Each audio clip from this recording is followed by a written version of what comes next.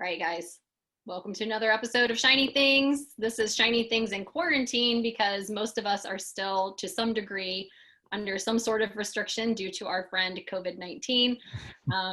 We're back at it again, talking about how you can connect and how dating in a digital space is complex enough, but how dating in a digital space with enhanced safety concerns and a new state of the world can make something that was already kind of challenging more interesting. We won't say harder because harder is negative connotation, and words are a thing for me. But so I've given y'all a gift today. You don't know it yet, but you can thank me at the end because I have Rich Keller on the show today, and I'm gonna let him introduce himself here in a second. But I want to tell you, like, I was creeping on Rich. He was a guest on my friend Deb Gabor, who is an amazing brand expert and marketing expert. And he was a guest on her webinar, or Debinar, as she likes to call it. Yes, I love that. Yes. Yeah. And so I was like planning on just popping in to check it out. And I ended up staying for the whole thing because Rich sucked me in with his energy and his personality. And most importantly for this episode, his methodology. And you wouldn't think that one word could be so important for helping you navigate your digital dating experience, but Rich is going to unpack a whole bunch of that. So, hey, thanks for hanging out with me. Oh yeah, no. Oh my God, thank you for having me. I'm excited. Oh, you can see Yeah, my smile. It's huge. you're the coolest, man. My kids don't say that, but I'm so glad Well, you did. yeah, no, well, kids, they have to love you anyways, but other people can think you're I'm cool. So paying the college tuitions. You bet. there No you go. doubt. They No will pledge doubt. allegiance until the tuition's paid. So That's right. That's yeah. right. So Rich, give us some story. Like, you have a lot, I know, but I want to see what comes out as most important for you here. Yeah, no, thank you. I always, actually, to be honest with you, the whole basis of my platform is trying to answer that question. Tell me about yourself, because it's probably, as my son has said, the hardest question, and they don't teach you how to answer that in high school. No, So, they don't. I'm going to start by saying that I am a recovering corporate brand marketing executive. Somebody, like, when I said that a while back, somebody's like, "I love that," and I said, "I'm going to go with that."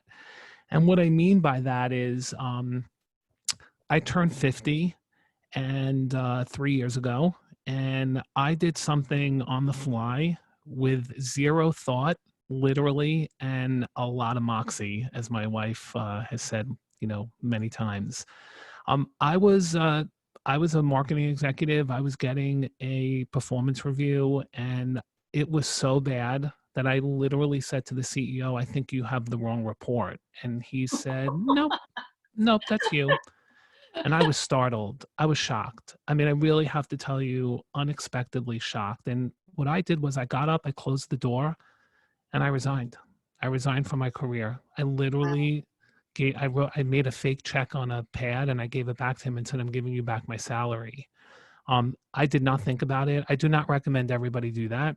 I left on amazing terms. I stayed 6 extra weeks. But at that moment, I gave up a lot of money. I gave up a title, and I gave up security financially. Yeah. Didn't tell my wife. I got home that night and I told her, and she said, "Congratulations, now go change the world." And I looked at her and I said, "Really?" And she What said, a great "You answer. right?" She said, "You Yeah. should have done that a couple of years ago." But here's the thing. I wanted her to, like, yell at me. I wanted her to tell me, "You have a week to get a new job." I didn't have any confidence. I had no courage. And to be honest with you, I guess it had been a long time coming that I actually did that. And as you learn more about me, you'll know why I did it the way I did. So at that point, I didn't know what to do next. And so I am a 26-year cancer survivor. And I'm married to a wife, a woman, Sharon, who is a 9-year advanced breast cancer survivor. So there's a little bit of a reason why I did what I did. Yeah. And that's because I was always wrestling with the question at a much younger age than most people: how do I want to be remembered? Mm, And it really, when my wife came home, as my wife's a gynecologist, detects breast cancer every day, and came home and said, "This isn't good." I had a 12-year-old and a 9-year-old. And that moment in 2011, I will never forget. I really fell apart. And I realized that I needed to go and get help. I needed to go get help around my story and who I was. And Yeah. I wasn't really living my true self. And what do I mean by that? I had my identity caught up in two things. Two things. I was a survivor and my job. And the reason I share that is because one of the things I learned through therapy and through getting real with myself, which, took those trigger moments. By the way, my wife is healthy today, unbelievable, miraculous. I think there was a message from the man upstairs the second time, like it was time to, get Yeah. real rich. Yeah. And one of the things I realized was what you do is not who you are, but who you are should drive what you do. Mm. Okay. And what do I Big mean by difference. that? Big difference. Unpack that. A That's awesome. huge difference. Yeah. Okay. Because when I lost jobs in my career, the minute I lost that job, I said to myself, I'm a loser. I have nothing to say now. Tell me about yourself. I don't have anything to say. I don't have a job. Yeah. And I played that in my head for so long. And what really happened was, quite just candidly, my son came to me. He was applying to college and he said to me, can you help me prepare for my interviews? And I said, sure. I said, my professional career is in brand marketing. Of course I'm going to. I had quit my career. I had no idea what I was going to do next. And I asked him one simple question, very simply. Started the interview in the kitchen. I said, tell me about yourself. And he looked at me like I had 25 heads. Imagine, even if you're dating, you're at a networking meeting, first question, right? It's usually a pretty not simple, but like the simple question I'm going to ask you is the default intro. Yeah. And I just said, Zach, say anything. And he said, I'm a senior. I like sports. I study. And what I realized at that moment, literally in the kitchen, was that he was sharing all the things he did. He had no idea who he was at his core. No idea. And it startled me. And at that moment, I began thinking that I think I can help change the way people think about themselves, which is exactly what I did in my brand marketing career for 25 years. So I worked at companies like Nabisco, Kraft Foods, 7 years at Godiva, Cadbury, ate a lot of snacks, gained a lot of weight. Fun. It sounds like all my dream places right there. Right? It is, until you start eating all day and then you realize. Right. But one of the things I did for every single brand I worked on was literally craft their identity in one word. That's it. One word. Billion-dollar brands like Oreo, Godiva. And that one word is simply the core value that people buy the product for.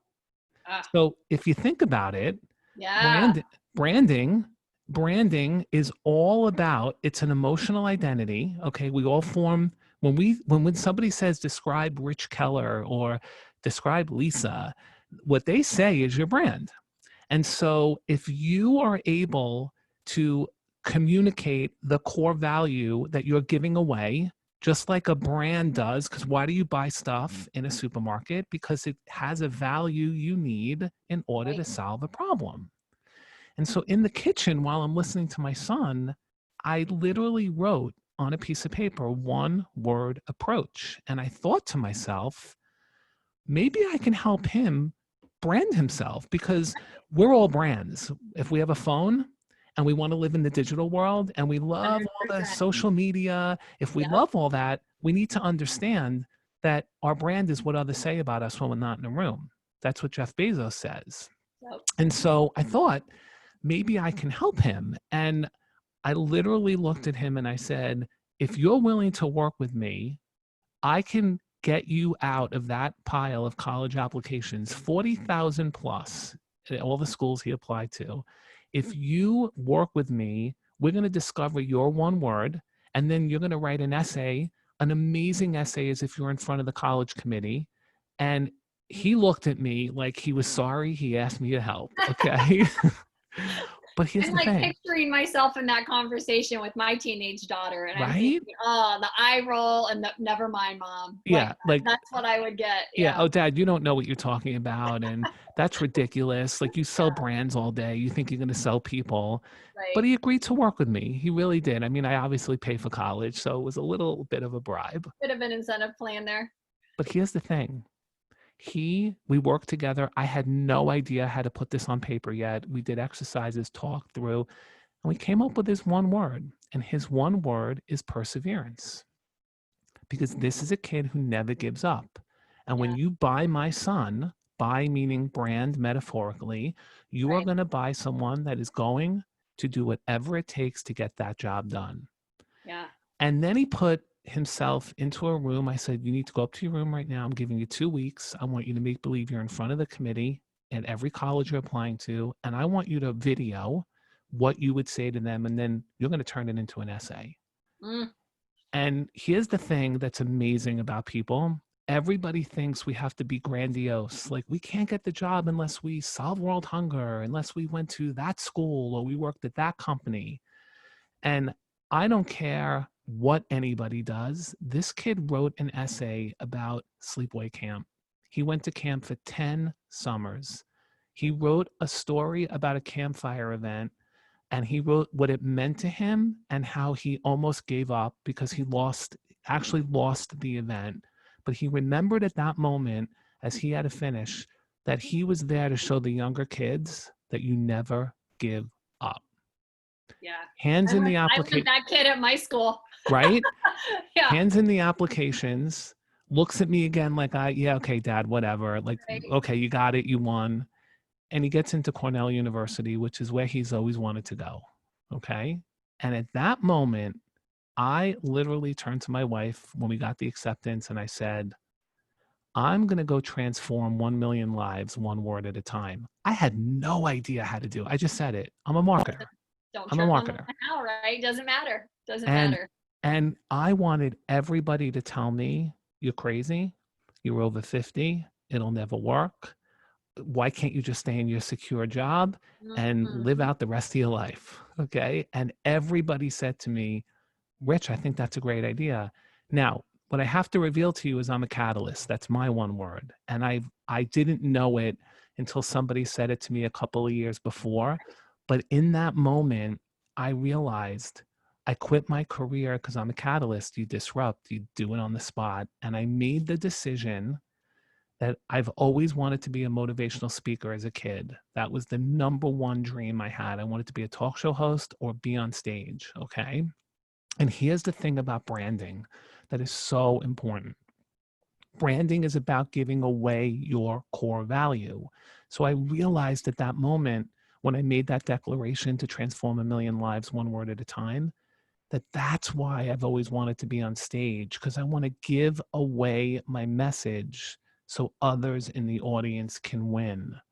And the story just took off from there because I realized I've been helping brands give themselves to the customer. You buy the Right. brand is going to make it at home. Absolutely.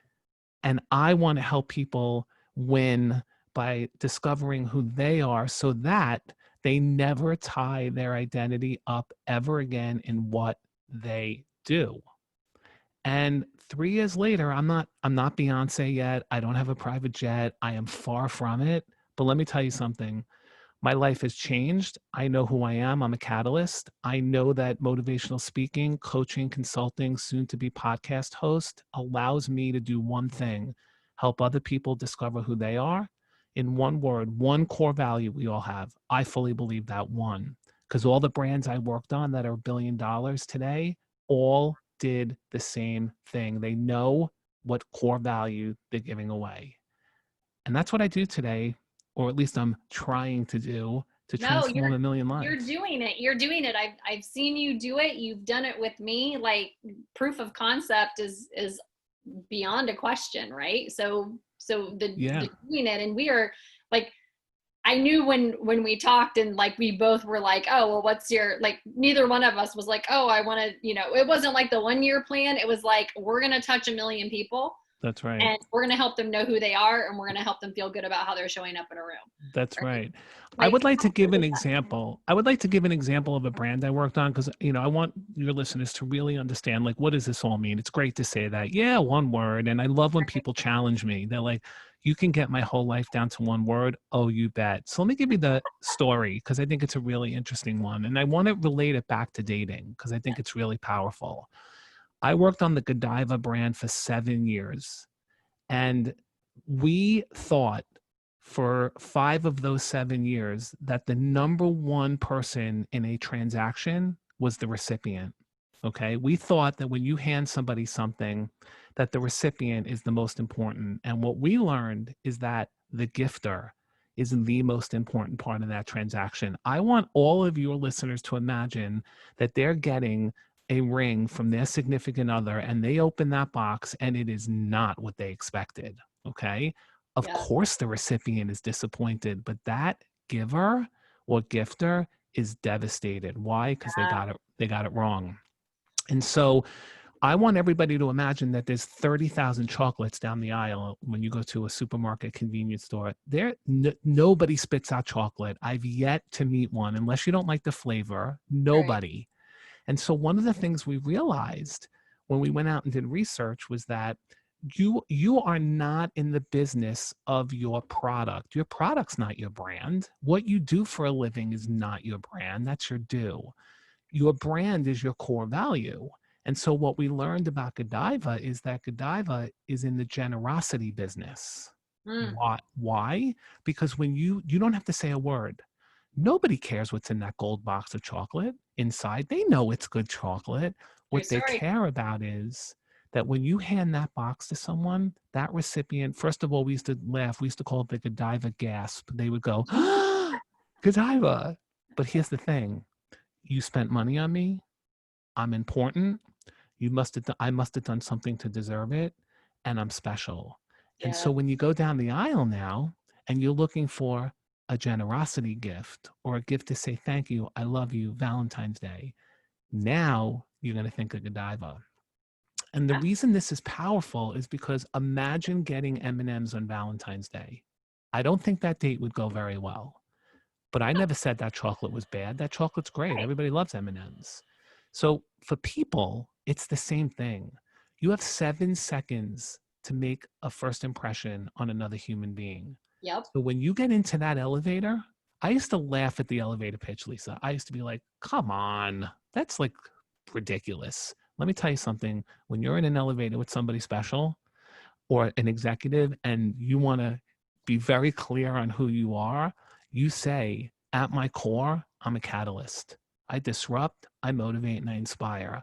I can guarantee you when that person leaves that elevator, they're going to remember who you are. Yeah. And that's what I share in the first 7 seconds of an interview.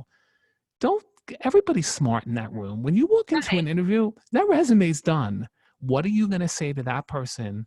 You're the 100th person in that chair. What are you going to say if you share your core value and what you're going to pay me? You're going to pay me a salary and I'm going to give you my core value. Game on.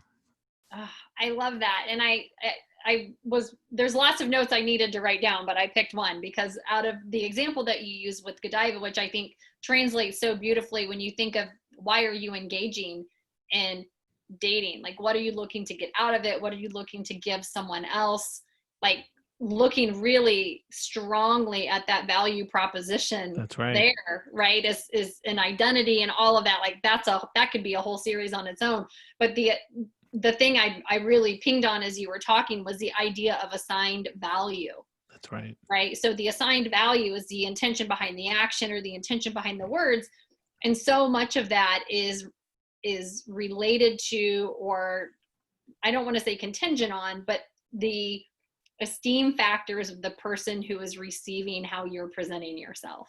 Absolutely. So when you think about, and that's why I'm like such a big fan of understanding the value and the neutral or positive negative charge of the words that you use in your profiles and as you're texting people, That's right. because you're looking to create space for them to tell you what makes them feel important. Because Seen, valued, and heard. Seen, valued, and heard. you can Yeah. give the same gift, right? It can be the same box of Godiva. That's right. But if I have created space for you to reveal to me that, that your accomplishments are very important to you, or your charitable work that you do, the life-changing impact that you're having with how you're spending your time is important, and I frame the gift, which is the same, but I frame it around words that speak into That's right. your esteem factors, like, wow, like what, not only am I getting something amazing and delicious and thoughtful, but I am getting it delivered and presented to me in a way that tells me that you get me, that You you know, get it's what's so important. interesting. It's interesting you say that, because when I work with clients, and if you go to my LinkedIn profile, first words is there is catalyst. And I tell people life is about signals. That's it. Branding is signals. And Yep. so what people like, why would I want to put my one word on my profile? Here's why. I can't tell you how many people say to me, Rich, what is a catalyst? Boom. That is your segue into your story. And you have an avenue to Right. start. Well, let me tell you why I'm a catalyst. One word idea. Now all of a sudden, I'm like, wow. Because here's the thing, our story is in our brand, our story is in our purpose. And here's the reason I really am passionate about storytelling, and why one word can trigger that, because people thought Lady Godiva was real. Every time we did our research on generosity, well, Lady Godiva, she wears that horse and she's naked.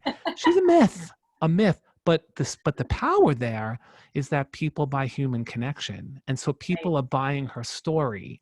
So the other thing that's really important in why I'm very passionate about this one word is because I'm a catalyst. You may not like me, okay, because you may hear that word, but when Right. you get to know me, I'm actually a really nice catalyst, meaning I win you over before I drop the bomb. Whereas another catalyst may drop the bomb and not care. So why don't you ask me about myself? Like, why don't you engage me? And I think we let perception be reality. And in marketing, that's really the death knell, which is why the onus is on the brand, the person, to make sure they put their story out along with their one word. Yeah. But And that, I love that, because like when you think about in the dating space, like one of the first mission criticals is building trust, right? that's Like right. if you are on an app, or you are digital, dating in a digital space, and you are looking to connect with someone, the opportunity that you have, or the challenge that you have, is to build trust. That's right. And the easiest way to do that is to upfront contract, right? This is what you're getting, You got which is it. exactly what the one word does. And then through congruency, through being consistent, through proving your initial statement, that trust is inherently built, which then gives opportunity for deeper connection. But most Absolutely. people they don't upfront contract. They don't give somebody that, hey, this is what I am. And the term I always use from forensic interviewing is like supporting evidence, right? Oh I'm going yeah. to give you my theory.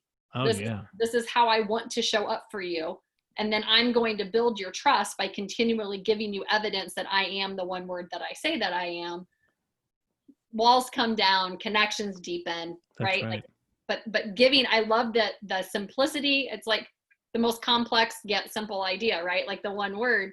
And I've changed my one word like 20 times since we talked the very first time, because I just like, it's so important. And how would you, like, if you were going to walk somebody, like somebody listening to this or watching this, they have a profile up, or maybe they're thinking about putting a profile up and putting themselves out there, like what is a strategy, or what is something that they can sit down right now, pen to paper, and do to help them identify the one word that they can then build the rest of their profile around? I love that question, because sometimes I'll get people after I speak on stage, though I give out a free link and I'll share it on this, podcast as well. But people will say to me when I get on the phone, "Oh, I thought you were going to just tell me my one word in like the half hour we're together."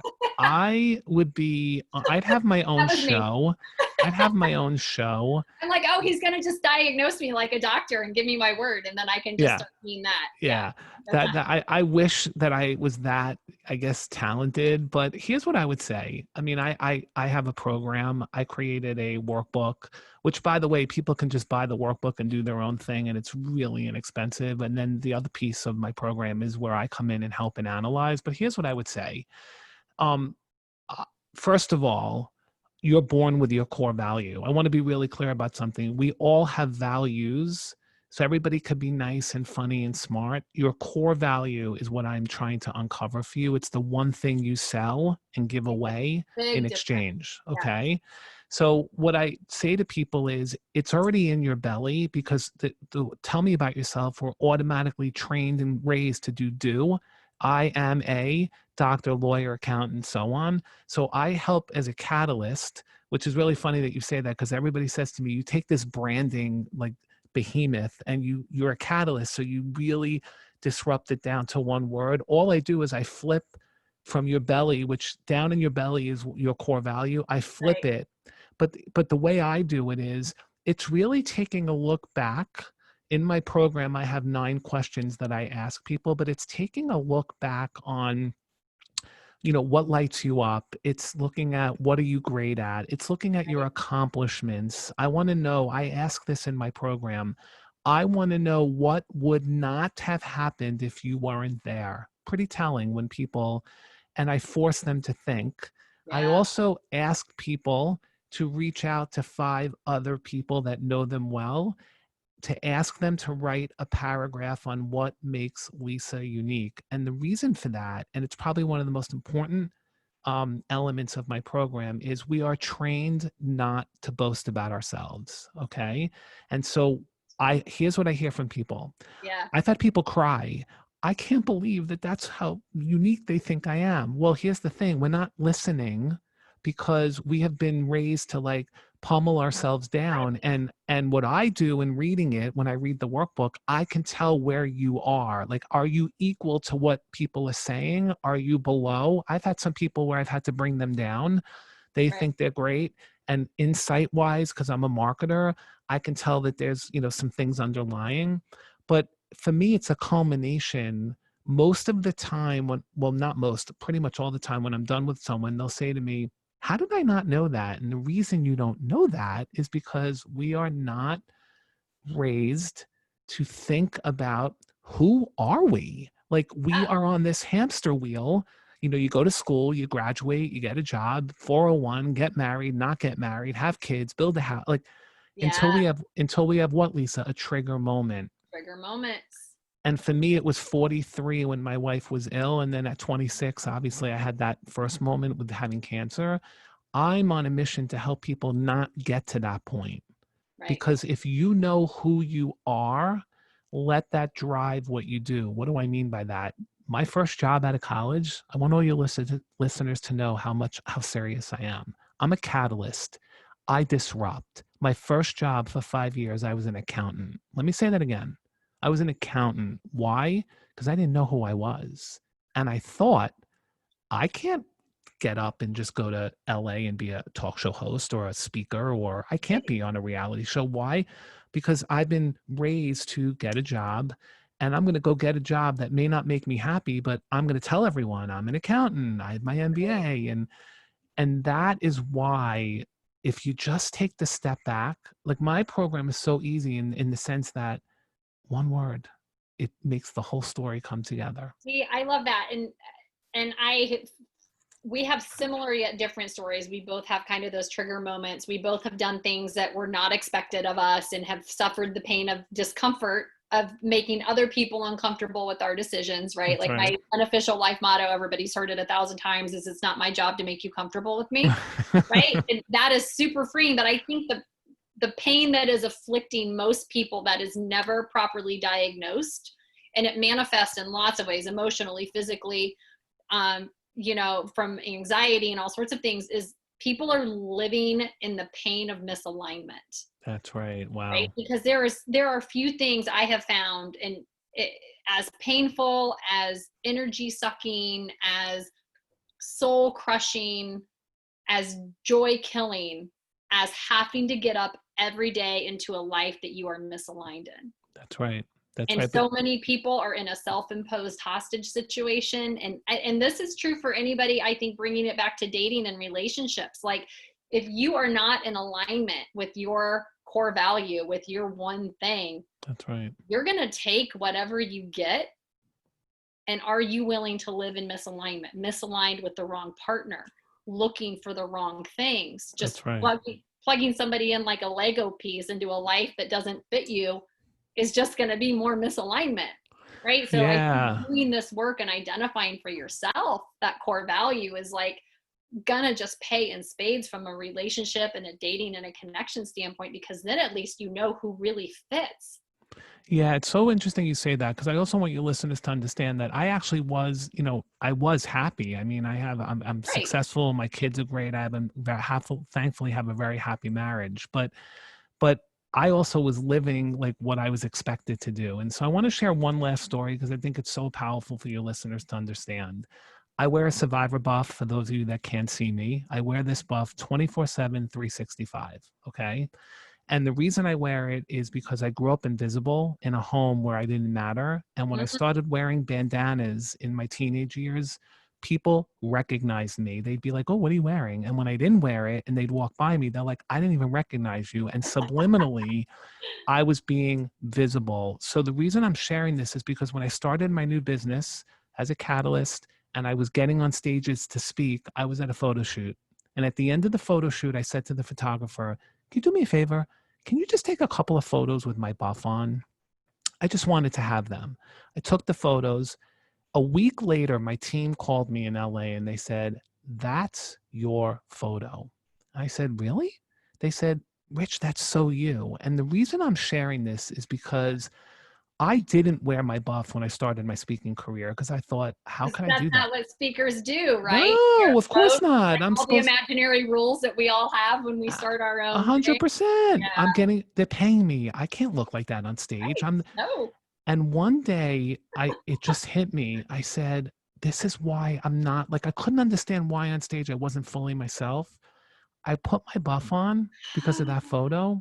And I'm Yeah. telling you, the game changed. And I you mean, walked right into yourself, right? Like, unbelievable. I love that. And by the way, I stand out. So when I'm at a conference, my platform is called SCORE: stand out, conquer obstacles, reach excellence. All it takes is one word to score. So stand out. I am at a conference now and people, that's the guy with the buff on. I Yeah. love that. I'm fine with that.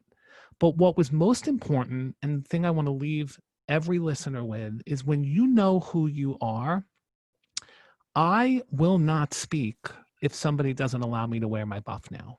I'm out because I can't, I don't want to be paid to say something on stage that isn't me. Yep. And I haven't had that issue, thankfully, because I come as a full package, but that's what I challenge audiences when I speak with them. I say, how much are you willing to give up to be who you truly are? And the pre-rich, pre-50, when I was in the corporate world, I would have said, "Oh, I won't wear it. No problem." Today, I will not wear it no matter how much you are willing to pay me, because I've never been happier because I am myself. People know me. They recognize me. I stand out with my message. My message on stage is to be a brand that gives away my catalyst core value to help you discover who you are and synthesize the whole world of branding down to one word so that you could show up in dating, work, life, family. This is not a business game. I am helping you with life. I'm a catalyst in everything I do now, and I've always been. I just didn't know how to articulate it. See, and how powerful is that methodology, right? Because when you are in alignment and you have your identity and your core value, it is so much easier to filter what is not meant for you. That's right. Right. So your goal is not, oh, everybody needs to like me. Your goal is, I need the right people to appreciate who I really am. Find your tribe. Find your Right. tribe. And in dating, like, that's like, how much time could you save That's right. if your filter was so strong That's right. that you were perfectly okay saying, hey, this is a misalignment. Thanks, no thanks. That's right. And then instantly recognizing somebody who is the right fit for you. I call that belonging versus fitting in. Ah, I'm a huge Brene Brown fan. Brene Brown yeah. taught me, she taught me the things that we as kids reject because we want to fight and fit in turn out to be our greatest assets and make us belong. And that is the essence of why I also want to say to your listeners, I have scaled my life back. I mean, here's the other thing. I left my career. My wife and I, we are very supportive of one another. We have scaled back. I've had to make sacrifice. I don't want anybody to think that, you just walk out, you change your whole game and like life is going to be the same. But I've never been happier because I adjusted down to my happiness. Yep. And we all do it. We all live bigger than we are. That is normal. Nobody is wrong for that. But when you get real with yourself, you have to get real with your lifestyle. Right. And if it all comes together and your friends say, I've never seen you happier, or your kids say, they're like, Dad, you've taught me so many lessons about being happy and loving what I do, and then managing your life around that. And I'm just thrilled to go out there and help people do what what it took me 50 years to do. Yeah, I love it. It's powerful. Like your story is powerful. Like you don't sugarcoat anything. There definitely is like an opportunity cost to Oh living yeah. in alignment, and it may look different. Like when I went from my corporate career into what I'm doing now, to my more purposeful work for me that was in better alignment. Absolutely huge, like materialistic opportunity cost, right? Like change the lifestyle, but the payoff is the freedom and the flexibility and the fulfillment that I get from doing the work. And again, it doesn't, I was a single mom, had a mortgage, good Yeah. corporate career, health insurance, like had the Right. whole thing. And I was just like, yeah, I'm not going to do this anymore. Like those are some tough conversations, but I think, whether it's lifestyle or career or relationships, like being okay with the opportunity cost, figuring out what your threshold, like you and I both have pretty high thresholds for risk. Oh yeah, yeah. Well, but I have a lot of fear. I mean, listen, Yeah, of course. I have friends calling me now saying, "How'd you do that?" And it's just, if you take that first step, one step at a time. It's a marathon, not a sprint. Yeah. I can promise everyone on this, listening to this, it's going to be painful, no doubt. Failure is growth, but I promise you that when you align the happiness, engage first, sell second. If you engage with yourself first and let the money come later and adjust your life, I promise you, I have never been happier, and I make so much less than I ever did. But I'm helping others win. And isn't that the irony? It took me to, obviously I'm older now. What a gift that I have that. I want to help younger people get there sooner. And that's why I help people discover who you are and let that drive what you do, not the other way around. Yeah, I love it. Like the other kind of tagline you'll hear me say 100 times is like energy is a finite resource. Yeah. And especially when it comes to emotional energy, like the energy of connection is like an exponentially exhausting thing when you're misaligned. And so I think the practical application of what you have shared today, from identifying the one thing, anchoring into your core value, That's right. messaging, like clearly and unapologetically messaging around, hey, this is who I am, this is what I'm looking for, this is what I align with, and holding that boundary, right? Because that's where, when you get, it's like anything, like when you're Yeah. exercising and you get tired, your form goes to shit, right? Yeah. Same. And when you're dating and you get tired in the dating space, you start making bad decisions, right? I Yeah. am the Yeah. textbook example of that in my history. But But I would say one other thing. When you see my one word on my LinkedIn profile and you do the same thing, listeners, make sure you share your story, because the reason that I do what I do, I'm a catalyst. You don't have to. Most people don't like change. I mean, I know that. But if I wasn't who I was unhappy. And so, but if you hear my story and you see me and you meet me and you work with me, you realize I'm a wooer, win others right, over before I drop the bomb. So, right. so share your story about, I have people I worked with, like this one woman was a rebel. Own it. But when you meet her, you're going to love her. So if Yeah. we form that perception before we meet the person, chances are you don't want to meet that person, because if they're not open-minded enough to listen to your story and then make the decision, you don't need them.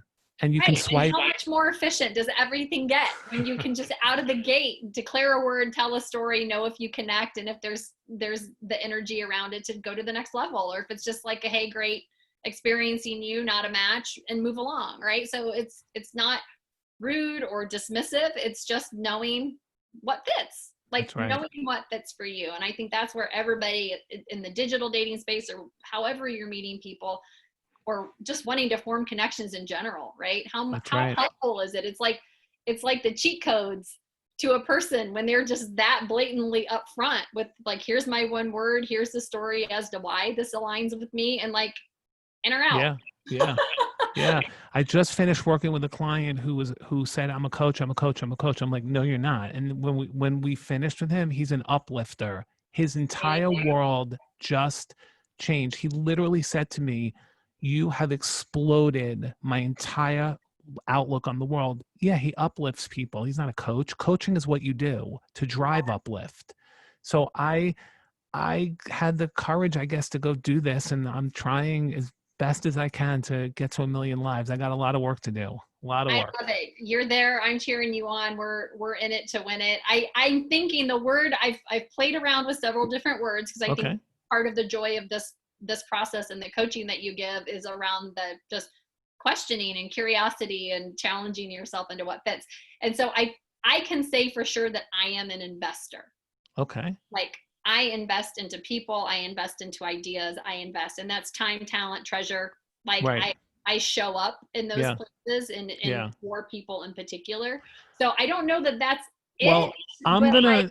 I'm gonna cheat a little. I'm gonna cheat a little because I said that I don't always, like I can't anoint somebody a word, but we spent enough time together, and I know what you do. I'm gonna leave you with what I think your one word is. And by the way, I have a program, so like I don't want people to think like this is it, we're anointing. But I actually think that you may be a detective. Oh, like legitimately, I really am by trade. Yeah, I think that you are somebody that knows how to dig deep and be insightful, and you are invested in people. But I think your detective skills allow you to really help people bring the best out in themselves. And I think your whole story around just even what you do for a living, I think detective is, if you put a gun to my head and said you're jumping off this cliff or giving me a word, I would say that rest on that one and then let's chat. I'll say those jeans fit. Yeah, I love that. All right. Like, which is a hard thing for me because I am built all sorts of weird. Those jeans fit. But here's the thing: if you went and built your identity around that, now I know that detectives do their work. You know that they dig deep. They know how to tell stories. They know how to interview and connect with people. Like there's a million things I know about you already. That's the essence of the core value when you leave the elevator. I want that person on my team because I need someone that's going to dig deep. So think about that. Okay, like that. I'm like, this is, if you're not watching this and you're listening to it, this is like moment of revelation on my face. Mouth is hanging open, nodding in agreement. These jeans fit. Yeah. Like that word is in alignment with me. That's right. Like, y'all, he is good. I'm like, seriously, it's when I trip up on my words and words are my thing, you got me but shook. That's right? How people react when I'm done with them. And I think it's great. Good. Well, but the reason it's great is because you've been that. Like I don't give out in the end something that's like, earth shattering. We just don't see all the things that other people do. And so everything you've saw, we've spoken for a while. And if I had to stake my mind on it and my career and the limited salary compared to what I used to make, I would say detective, because I know 10 things about you already. And I bet you when you work with someone on body language, you are inspecting, looking, digging, and that everybody loves detectives because they get the answers. Creeper made the list too. But creeper has a negative connotation. I think creepers are great because they're super observant and they catch everything. Sure. But the personal dictionary for the general public is that creepers are bad, and rightfully so. And so I didn't adopt that word, but I feel like detective is kind of a non-negative. Oh, absolutely. Oh my God. I mean, everybody if we were all detectives and really understood who we were and dug deep and then we're able to detect relationships, swipe left, swipe right, like, kill the app. I mean, I don't need you, You just branded me. We're talking after this because we're going to, I think fit, and that's rare for me. And that's right. Yeah, and it's got to be something. And when you have that reaction, listeners, that's when you've landed. And that's what happens in the end. People say to me, I've had people cry, like, I didn't realize I was this. Well, it's because we weren't trained to think that way. Yeah. And I saw it in my kids. I see it in the people I work with. So find something you love. It, feeling it in your belly, right? Like, there is just a ping, like a vibrational truth, an energetic truth that happens when that alignment comes in, right? Like we're Yeah, always looking for words, and we're such a language driven society that we want to be a thing, right? that's And right. so people feel very unanchored and very unsettled when they aren't a thing. So Yeah, I'm a detective, right? Like that fits me. I can declare it. I can build that's my right. story around that. Like That's right. all of it works. Rich, you did it for me. Like I got thoughts. We're going to talk later, but I want you to be able to do this for everybody listening too, especially people that are dating. Like, holy crap, you That's want like right. the shortcut and the cheat codes.